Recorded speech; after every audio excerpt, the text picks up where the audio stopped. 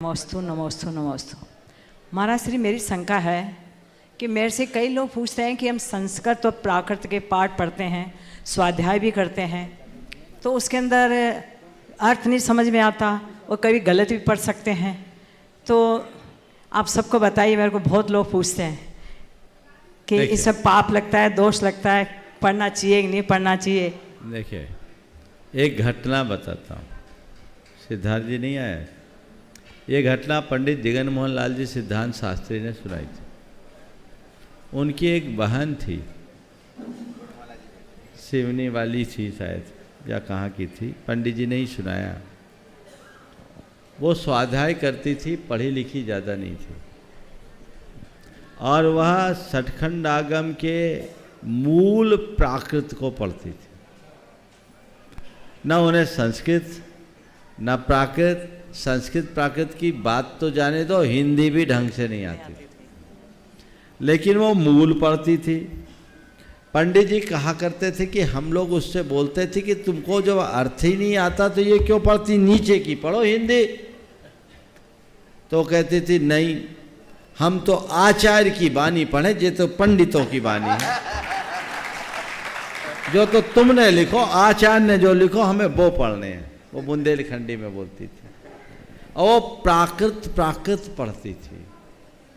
और आपको क्या बताऊं, उनकी श्रद्धा का क्या चमत्कार उनके जीवन में हुआ। उन्हें अपने जीवन के अवसान के 3 दिन पहले ही सब आभास हो गया, और सर्व परिग्रह का त्याग कर उनने संलेखना को अंगीकार किया। तो श्रद्धा सबसे बलवान है। इसलिए जब आप कुछ पाठ पढ़ रहे हो तो ये मत देखो कि इसका अर्थ मुझे समझ में आ रहा है या नहीं आ रहा। आप ये सोच करके करो, जो मैं पढ़ रहा हूं वो शब्द नहीं मंत्र है, इसमें मेरा कल्याण होगा। अंजन चोर को नमोकार का अर्थ भी नहीं मालूम था। आणम ताणम कछु न जानम, सेठ बचन परमानम से प्रमाण हो गया। तो उस स्तर की श्रद्धा हो। पर इसका अर्थ ये नहीं समझना, महाराज ने तो कह दिया आए चाहे नहीं आए, उल्टा पढ़ो चाहे सीधा पढ़ो, पढ़ दो। हालांकि आखिरी में आप लोग बोलते हैं, बिन जाने वा जानते रहे झूठ जो कोई, तुम प्रसादते परम गुरु सो सब पूर्ण होगा। जहां तक बने शुद्ध उच्चारण पूर्वक पढ़ने का प्रयास करो, सीखने में प्रमाद मत करो। अगर तुम्हें दुनिया की बातें आती है तो जिनवानी को भी शुद्ध रीति से पढ़ने का अभ्यास करो। महाराज जी, पढ़ने वाले शुद्धि पढ़ने की सोचते हैं, कोशिश तो करते हैं। वहीं आ रहा हूँ, मैं जो बोलना चाह रहा हूँ उसको देखो, क्योंकि मेरे इस उत्तर की आड़ में बहुत सारे लोग थोड़ा नकारात्मक दिशा में चले जाएंगे। महाराज ने तो कह दिया, दिमाग नहीं लगा, जैसा पढ़ो उल्टा सीधा पढ़ लो। नहीं, उल्टा सीधा पढ़ने में उसका कल्याण होगा जो जीवन में उल्टा सीधा नहीं करता। समझ रहे? जो जीवन में कभी उल्टा सीधा नहीं पढ़ता, वो कैसा भी पढ़े उसका सीधा ही होना है। लेकिन जो दुनिया की उल्टे सीधे में लगा रहता है, तिकड़म में लगा रहता है, और बाकी बातों में निपुणता रखता है, उसे ये चाहिए कि जिनवानी को भी ठीक रीति से सीख कर समझ करके पढ़े, ताकि उसके ज्ञान में परिष्कार हो और जिनवानी की समुचित विनय हो।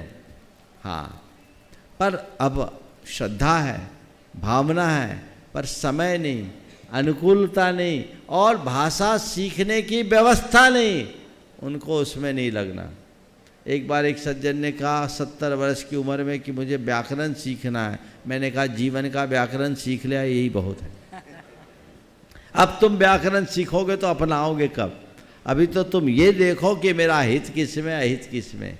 इतनी बात सीख लोगे तो हमारा बेड़ा पार होगा। अब रहा सवाल आप जैसे लोगों का कि महाराज हम लोग एक उम्र के पड़ाव को पार कर चुकने के बाद धर्म से जुड़े, रुचि तो बहुत है, भावना भी बहुत है, श्रद्धा भी पूरी है, पर चीज़ें ऐसी है जो जवान पे चढ़ती नहीं, चाह कर के भी संस्कृत प्राकृत का शुद्ध उच्चारण नहीं कर पाते, तो क्या हमसे कोई दोष होगा? निष्प्रमाद भाव से आप उच्चारण करने की कोशिश कीजिए, और अंत में क्षमापना कर लीजिए। अक्षर पद मात्रा से दोषित जो कुछ कहा गया मुझसे क्षमा करूं, करुणा कर सुख छुड़ाऊं भव दुख से।